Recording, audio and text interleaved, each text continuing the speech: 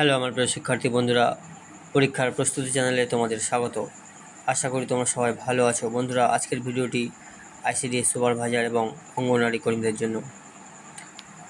আমি আজকের ভিডিওতে বেশ কিছু গুরুত্বপূর্ণ ওয়ান লাইনার প্রশ্ন এনেছি, যেগুলো তোমাদের আসন্ন পরীক্ষার ক্ষেত্রে খুবই গুরুত্বপূর্ণ হতে চলেছে। তো বলবো ভিডিওটি প্রথম থেকে শেষ পর্যন্ত দেখবে। চলো ভিডিওটি শুরু করি। আজকের প্রথম প্রশ্ন,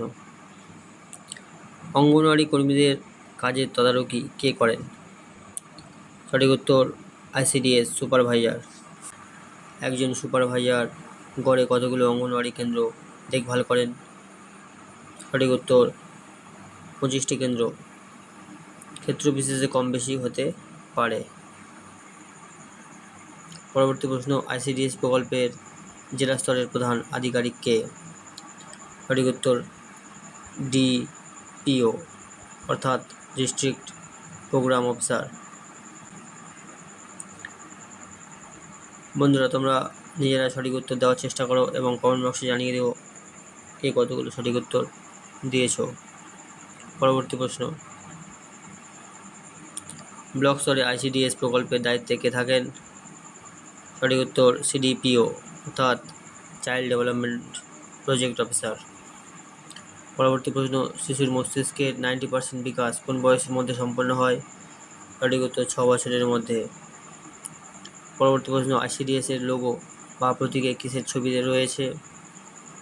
সঠিক উত্তর মা এবং শিশুর যত্ন নেওয়ার একটি প্রতীকী ছবি।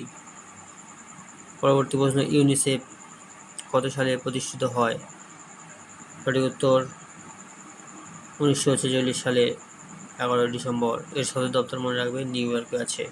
এখন আমরা জানবো পুষ্টিবিজ্ঞান ও রোগ ব্যাধি সম্পর্কিত গুরুত্বপূর্ণ প্রশ্ন। তবে তার আগে যে সমস্ত বন্ধুরা আজ আমার চ্যানেলে প্রথম এসেছো তাদেরকে বলবো চ্যানেলটিকে সাবস্ক্রাইব করে পাশে থাকা বেল আইকনটিকে প্রেস করে অল করে রাখবে, আর ভিডিওটি ভালো লাগলে বন্ধুদেরকে শেয়ার করে দেবে।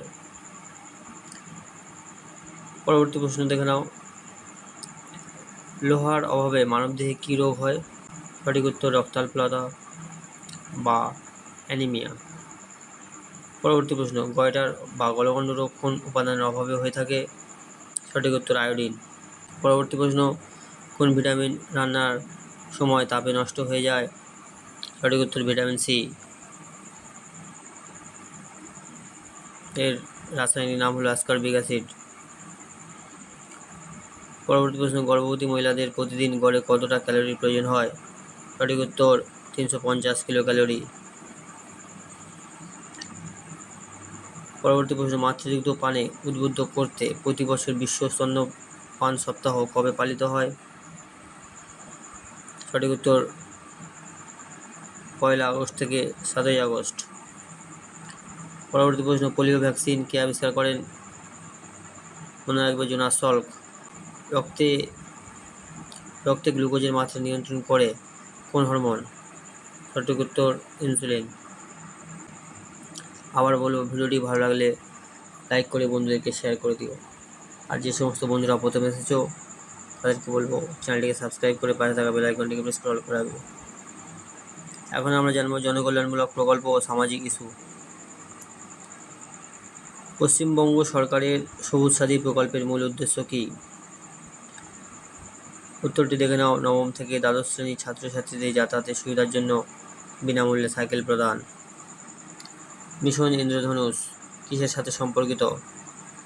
শিশু এবং গর্ভবতী মহিলাদের সম্পূর্ণ টিকাকরণ কর্মসূচি।